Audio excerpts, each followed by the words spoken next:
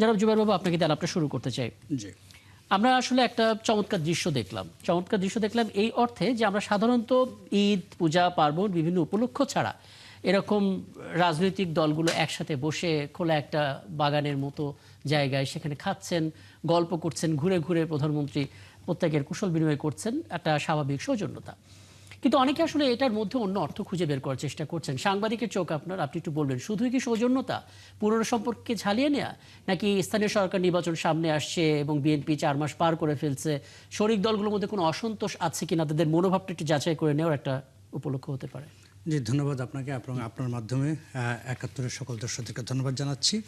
আপনি যেটি বলছেন যে অনেকগুলো কথা বলেছেন যে এটার রিজনটা কী হতে পারে, আমি কিন্তু ওই দিকে যাচ্ছি না। আমি যে কথাটি বলতে চাচ্ছি সেটি হচ্ছে যে নির্বাচনের আগেই যে কমিটমেন্টটি বর্তমানে প্রধানমন্ত্রী যিনি দিয়েছেন, এই কমিটমেন্টের কিন্তু এটি একটা অংশ। আচ্ছা, আপনি যদি দেখেন নির্বাচন আগে কিন্তু, এবং শুধু নির্বাচন আগে নয়, যখন আন্দোলন চলছিল তিনিও কিন্তু এই কথাটি বারবার বলেছেন যে আন্দোলনের যারা শরিক, হ্যাঁ, তাদেরকে নিয়ে তিনি কাজ করতে চান। এবং সেই ধারাবাহিকতার অংশ তিনি নিরঙ্কুশ জয় পেয়েছেন, তিনি সরকার গঠন করেছেন, তিনি প্রধানমন্ত্রী হয়েছেন। এবং প্রধানমন্ত্রী হয়ে স্বাভাবিকভাবেই আপনি জানেন যে বাংলাদেশের বর্তমান অবস্থা, মানে প্রতিটা জায়গায় কিন্তু একটা ভাঙচুর অবস্থা রয়েছে। লুটপাট করে একটা মানে সাংঘাতিক রকম ভাঙচুর একটা দেশ পেয়েছেন উনি। এবং সেই জায়গাতে উনি প্রথম যে কাজটি করেছেন সেটা হচ্ছে যে এই জায়গাটা থেকে উঠিয়ে নিয়ে আসার একটি পরিকল্পনা। পাশাপাশি নির্বাচনী কমিটমেন্ট তো ওনার রয়েছে, যেমন ফ্যামিলি কার্ডের দেওয়ার কথা ছিল, উনি সেটি দিয়েছেন। উনি কৃষক কার্ড দেওয়ার কথা ছিল, সেটা দিয়েছেন। হেলথের বিষয়ে ওনার একটা সাংঘাতিক বড় ধরনের কমিটমেন্ট ছিল, সেটা কিন্তু উনি শুরু করেছেন। এবং পাশাপাশি উনি যতগুলো কমিটমেন্ট করেছেন আপনি দেখেন, সবগুলো কমিটমেন্ট কিন্তু ধারাবাহিকভাবে তিনি একের পর এক কিন্তু কাজগুলো করে যাচ্ছেন। এবং এইটাও কিন্তু সেই কমিটমেন্টেরই একটি অংশ বলে আমি মনে করি, এটাকে আমি আলাদাভাবে দেখছি না। তিনি যেহেতু বলেছেন যে আন্দোলনে এবং বিশেষ করে এই ফ্যাসিস্ট বিরোধী আন্দোলনে যারা শরিক থাকবেন, যারা এই আন্দোলনে ওনাকে সহযোগিতা করবেন, তাদেরকে নিয়ে উনি পরবর্তীতে উনি আসলে সরকার পরিচালনা করবেন কিংবা সরকারের সাথে তাদেরকে সম্পৃক্ত করবেন।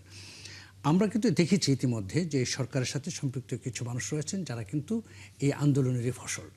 তো সেই হিসাবে আজকের যেটি আমার কাছে মনে হয়েছে যে 5 মাস পরে এসে তিনি এই জায়গাটিতে মনোযোগ দিলেন এবং তিনি তার জায়গাটি থেকে কিন্তু যেটি আপনি বলেছেন 34টি রাজনৈতিক দল এসছে বাংলাদেশে। এই ফ্যাসিস্টের বিরুদ্ধে কিন্তু জনমত শুধু 34টা না, আরও বেশি অনেক রাজনৈতিক দল আছে যারা সবাই একসাথে এই ফ্যাসিস্টের বিরুদ্ধে আন্দোলন করেছে।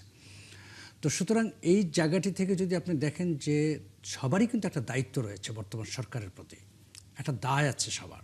কারণ এই সরকার কিন্তু আমি মনে করি না, অবভিয়াসলি সকল জনগণের ভোটের মাধ্যমে নির্বাচিত সরকার, কিন্তু পাশাপাশি সকল জনগণেরও কিন্তু একটা দায় রয়েছে এই সরকারকে সাহায্য করা, সহযোগিতা করা। সেটা রাজনৈতিকভাবে, সেটা অর্থনৈতিকভাবে, সেটা সামাজিকভাবে, সবভাবেই আপনি যেভাবেই দেখেন। আপনি কি এই পয়েন্টে একটু মানে ব্যাখ্যা করবেন, যেখানে শরিক দলগুলোর সঙ্গে বৈঠকে শরিক দলগুলো সরকারের মনোভাবটা বোঝার চেষ্টা করছেন নানা ইস্যুতে, জুলাই সনদ থেকে শুরু করে নেতৃত্ব দেওয়ার ক্ষেত্রে শুরু করে বিএনপি কতটা সহনশীল, কতটা তাদের কথা রাখছে, এটাও কিন্তু তারা জহুরের চোখ করে বিচার করার চেষ্টা করছেন। কিন্তু যেটা মাহমুদুর রহমান মান্না বললেন যে সরকারের অংশ হতে চাইছেন কেউ কেউ, ক্ষমতার একটা অংশ হতে চাইছেন কেউ কেউ, বিষয়গুলো কি মনে হয় এগুলো জনগণের কাছে এক ধরনের বার্তা তো পৌঁছাবে যে জনগণের নেতা জনগণের সাথে কাজ করছেন, কিন্তু সেখানে গিয়ে আসলে আমরা সরকারের একটা অংশ হতে চাইছি, কি বলবেন আসলে? না দেখুন, আমি যদি জনগণের জন্য কাজ করতে চাই, আমি বলছি জনগণের জন্য যদি কাজ করতে চাই, সেটা সবসময় সরকারের সাথে থাকতে হবে, এটা আমি বিশ্বাস করি না একদম। তো আপনি আপনার অবস্থান থেকেই জনগণকে আপনি সহযোগিতা করতে পারেন, জনগণের জন্য কাজ করতে পারেন এবং সরকারকেও সহযোগিতা করতে পারেন। সরকারের রাষ্ট্রযন্ত্রের ভিতরে ঢুকে আপনাকে সবসময় করতে হবে তা না। তবে আপনি যেটি বলেছেন যে যে সরকারের তো আসলে চাপ না, কারণ সরকার, আপনি যদি একটা জিনিস খেয়াল করে দেখেন, এই জুলাই সনদ নিয়ে যারা এত কথাবার্তা বলে, এই সংস্কারের কথা কিন্তু বিএনপি সবচেয়ে আগে বলেছে। বিএনপি কিন্তু 31 দফা দিয়েছে এবং প্রতিটি দফায় কিন্তু অক্ষরে অক্ষরে বিএনপি পালন করার চেষ্টা করছে। এবং অবভিয়াসলি আপনি 17 বছরের প্রায় 9,000 600 দিনের দিনের মানে আপনার কি বলে মানে একটা দেশ, পরিত্যক্ত একটা দেশের মতো অবস্থান। এই দেশটাকে তো আপনি মানে 5 মাসে 6 মাসে তো আপনি এটাকে ঠিক করতে পারবেন না। তো আপনাকে একটা সময় দিতে হবে। তো এই যে সময়টা আপনি দিচ্ছেন, এবং এই সময়টা কিন্তু পাশাপাশি যেটি হচ্ছে যে বিএনপি কিন্তু তার সংস্কারের ক্ষেত্রে কমিটেড। আমি যেটা দেখছি, দেখেন, আমরা কিন্তু কখনো প্রত্যাশা করিনি যে একজন সরকার প্রধানমন্ত্রী আমার সাথে সাধারণ জনগণের মতো গাড়ি দিয়ে চলবে। এই প্রত্যাশা কিন্তু আমাদের অনেক দীর্ঘদিন ছিল। যে আমরা বিদেশে দেখেছি ওখানকার মন্ত্রী মিনিস্টাররা সাধারণ মানুষের মতো হাঁটা চলাফেরা করে। উনি কিন্তু ডে 1 থেকে সেটা দেখিয়ে দিয়েছেন। উনি কিন্তু সরকারের বিশাল প্রাসাদ সম বাড়িতে কিন্তু উঠেনি, উনি ওনার নিজের বাড়িতে আছেন। উনি কিন্তু সরকারি বিশাল বড় বহন নিয়ে চলছেন না, উনি ওনার সিম্পল গাড়িটা নিয়ে উনি যাচ্ছেন। সো এই যে কতগুলো সংস্কার, উনি কিন্তু প্রথম সংস্কারটি যেটি করেছেন নিজের ভেতরের সংস্কার। আমি যেটি মনে করি এটি দিয়ে কিন্তু সংস্কারের শুরু। সুতরাং সংস্কার নিয়ে যারা বেশি কথা বলে, আমার কাছে অনেক সময় মাসির দরদ বেশি মানে কথাটা আমার হাতে সংস্কার ইস্যুটা তো আছে। একটা বিষয় একটু আপনার কাছ থেকে আরেকটু স্পষ্ট হই, তারপর আমরা নয় বিরতিতে যাব। সেটা হচ্ছে প্রধানমন্ত্রী স্পষ্ট করে বলেছেন যে 5 আগস্টের পর, 24-এর 5 আগস্টের পর ফ্যাসিবাদ যখন বিদায় নিল তখন গুপ্ত বাহিনী বেরিয়ে এলো। এখন প্রশ্ন হচ্ছে, গুপ্ত বাহিনী যদি সোচ্চার থাকে তাহলে প্রধানমন্ত্রী যেটা বললেন যে একসাথে পথ চলতে হবে, সেটা তো সাংঘর্ষিক হয়ে যায়। গুপ্ত বাহিনী কারো তারা কি মানে আমরা চিনি কিনা, যদি চিনে থাকি তাহলে সেটার বিরুদ্ধে তো ব্যবস্থা প্রয়োজন আর কি। আমি একটু গুপ্তর ব্যাপার আমি একটু অন্যভাবে ব্যাখ্যা করি। জি, দেখুন, গুপ্তটা কিন্তু আজকে না, বাংলাদেশে এটা যে নতুন একটা কিছু তা কিন্তু না। 1971 সালের পরে আপনি একটা জিনিস খেয়াল করে দেখবেন যে 1971 সালের পরে আমরা তো জানি রাজাকার, আল বদর, আল শামস, এই 3টা বাহিনী মিলে প্রায় 42,000-এর মতো বোধহয় লিপিবদ্ধ করা হয়েছিল সংখ্যাটা।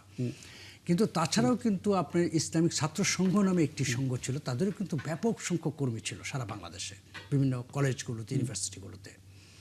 এবং আপনি 1971 সালে স্বাধীন হওয়ার পরে কিন্তু এরা উধাও হয়ে গেল, এবং তারা কিন্তু এক ধরনের মানে গুপ্ত, মানে যেটা আমরা বলি তারা গুপ্ত হয়ে গেল। এবং আপনি তার পরবর্তীতে আপনি দেখবেন 1972 সালে হঠাৎ করে জাসদের উত্থান, এবং জাসদ হঠাৎ করে বিশাল শক্তিশালী একটা ফোর্স হয়ে গেল এত তাড়াতাড়ি, যেখানে শেখ মুজিবুর রহমানের মতো একটা তৎকালীন সময়ে বিশাল নেতা উনি মানে বাংলাদেশের, এবং এইরকম একটি নেতার বিরুদ্ধে ছোট্ট একটি দল দাঁড়িয়ে গেল, এবং সব জায়গায় কিন্তু দেখা যাচ্ছে যে ছাত্রলীগ এবং জাসদ মারামারি শুরু হলো, বিভিন্ন কিছু শুরু হলো। আপনি জানেন যে বাংলাদেশের প্রথম রাজনৈতিক হরতালও তখন 72-এর থেকে শুরু হলো। তো এই যে বিষয়গুলো, এই গুপ্ত হয়ে যাওয়ার প্রবণতা কিন্তু আজকের না, দীর্ঘদিনের। এবং বর্তমানে যেটি হয়েছে গত 15 বছরে, যে কোনো প্রকাশ্য রাজনীতির পক্ষে আমি সবসময়, যে রাজনীতি আপনি যেই মতই করেন না কেন আপনি প্রকাশ্যে থাকেন, তাতে যেটি হচ্ছে যে গত 17 বছরে যেহেতু ফ্যাসিস্ট সরকার কোনো রাজনৈতিক দলকে তার আদর্শ ভিত্তিক রাজনীতি করতে কোনো স্পেস দেয় নেই, সেই কারণে কিন্তু এই গুপ্তের আরও ভয়াবহ একটা আকার ধারণ করেছে। এইটি শুধু যে মাত্র ধরেন আওয়ামী লীগ কিংবা অন্যান্য দলে আছে, এটা বিএনপি তো থাকতে পারে, বিএনপিতে হয়তো প্রচুর পরিমাণ গুপ্ত রয়েছে, আমরা জানি না। তো এখন প্রশ্নটা হচ্ছে এই গুপ্ত রাজনীতির ফলটা কি? আসলে ফলটা হচ্ছে যে রাজনীতি করতে গেলে যে রাজনৈতিক দল কিংবা কর্মী কিংবা নেতা, তাদের সাথে যে ট্রাস্টটা দরকার, এই ট্রাস্টটা তখন নষ্ট হয়ে যায়। এখন সবচেয়ে বড় সমস্যাটা কিন্তু গুপ্ত বাহিনীর ইমপ্যাক্ট আমরা বুঝতে পারছি, কিন্তু আমরা গুপ্ত বাহিনীর গুপ্তদেরকে চিনতে পারছি কিনা, চিনতে পারলাম না, ব্যবস্থা নিতে পারছি। আপনি তো ততক্ষণ পর্যন্ত চেনবেন না গুপ্ত বাহিনীকে যতক্ষণ পর্যন্ত গুপ্ত লোকটি তার নিজের কাজটি করে ওখান থেকে বেরিয়ে না আসে। যেমন আপনি এই 5 আগস্টের পরে যারা আওয়ামী লীগই ছিল তারা কিন্তু বেরিয়ে চলে আসছে, কারণ তাদের কাজ শেষ।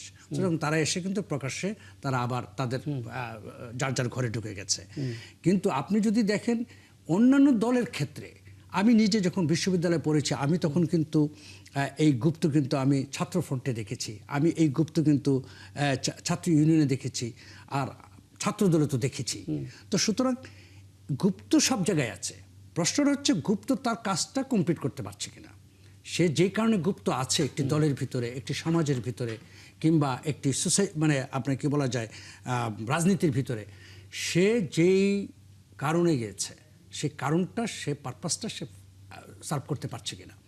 যদি সার্ভ করতে থাকে তাহলে তো সে থাকবে সেখানে। আপনি একটা চমৎকার কথা বলেছেন যে সংস্কারের শুরুটা প্রধানমন্ত্রী নিজে থেকে শুরু করেছেন, নিজের ভেতরে সংস্কার থেকে। জি জি। তো যদি দলের ভিতরে কোনো রাজনৈতিক দলের ভিতরে গুপ্ত বাহিনী থাকে, সেটা তো বিএনপির উচিত নিজের দল থেকে আগে সংস্কার করা, আগে দেখা, অবজারভেশন করা আছে কিনা। তারপর প্রত্যেকটা রাজনৈতিক দলের তো উচিত। না, অবশ্যই বিএনপির যারা নেতৃত্বে আছেন তারা তো অবশ্যই তাদের মতো করে হয়তো খোঁজ করছেন গুপ্ত কোথায় আছে, কিন্তু প্রশ্নটা হচ্ছে এই গুপ্ত আসলে আমরা খুঁজে পাওয়ার কোন প্রক্রিয়া আছে কিনা, মেশিন আছে একদম একদম, এটাই প্রবলেম হচ্ছে। এটা আমাদের হাতে তো সেই মেশিন নেই যে মেশিন বসাই দিলাম সাথে সাথে বেরিয়ে গেলে সাথে গুপ্ত।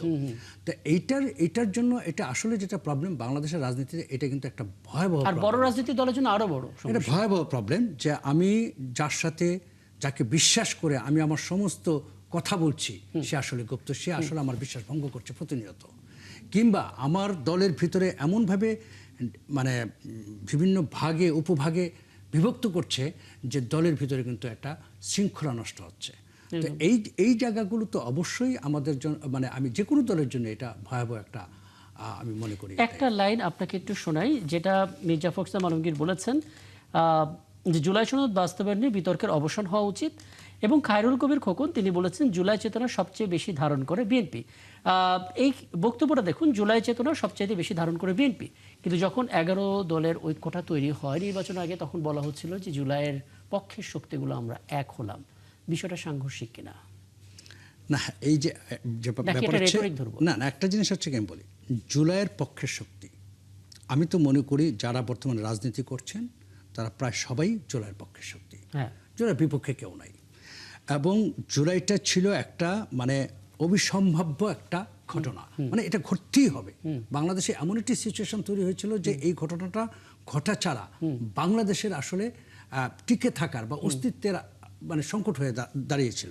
সেই জায়গাটা থেকে যদি আপনি দেখেন আজকের যেই বর্তমানে, যেমন ধরেন প্রথম কথাটা, এই ফেসিবাদের প্রথম আমাদের দফাটা কি ছিল? দফাটা ছিল তো একটাই, সেটা হচ্ছে এই সরকারের পতন, হাসিনার পতন। কিন্তু সেখানে হাসিনার পতন তো হাসিনা নিজে পালিয়ে গেলেন একদম, ঠিক আছে, সেখানে কিন্তু তার রাজনীতি করার আর কোনো স্পেস তিনি রাখলেন না। এবং যেই কারণে যেটা হচ্ছে এই স্পেসটা নিয়ে কিন্তু শুরু হলো এক ধরনের অন্য ধরনের দ্বন্দ্ব। এবং আমরা পরবর্তীতে যতগুলো কথা শুনেছি সংস্কারের, একমাত্র বিএনপির 31 দফা ছাড়া আমি কিন্তু 5ই আগস্টের আগে অন্য কোন দলের মুখে একটি সংস্কারের কথা শুনিনি। আচ্ছা, আপনি দেখাইতে পারবেন না একটি দল, আজকে জামাত ইসলামই ধরেন, জামাত ইসলাম আজকে বিরোধী দলে আছেন এবং বিরোধী দলের অত্যন্ত মানে মানে বাংলাদেশের রাজনীতিতে অত্যন্ত গুরুত্বপূর্ণ দল জামাত ইসলাম। জামাতে ইসলামের একটি সংস্কারের বাক্য দেখান 5ই আগস্টের আগে আপনি পাবেন না একদম। তো সুতরাং এই যে বিষয়গুলো, তার মানে হচ্ছে কি সংস্কার বিষয়টা আসলে পরবর্তীতে আসছে, কারণ 5ই আগস্টের পরে আমাদেরকে মনে হলো যে না, বাংলাদেশটা তো আসলে এইভাবে চলতে পারে না, সুতরাং বাংলাদেশে কিছু সংস্কার দরকার। তখন যে রাজনৈতিক দলগুলো আছে বাংলাদেশে, আচ্ছা 5 আগস্ট থেকে জামাত ইসলাম সংস্কারের কথা কিভাবে বলবে, যেখানে তারা নিজেই তো পালিয়ে বাঁচছিল না তখন? না পালিয়ে জামাত ইসলামের কথাই যদি বলেন, বিএনপির অবস্থা কি খুব ভালো ছিল? না, সেখানে তো আমরা নেতা কর্মীদের বড় বড় নেতা কর্মীদের আমরা সবচেয়ে বেশি গুম হয়েছে কোন দলের? বিএনপির। বাংলাদেশের সবচেয়ে বেশি খুন হয়েছে কোন দলের? বিএনপি, তাই না? বাংলাদেশে নির্যাতিত হয়েছে কোন দলের? বিএনপি। কার বিরুদ্ধে সবচেয়ে বেশি মামলা হয়েছে? বিএনপি।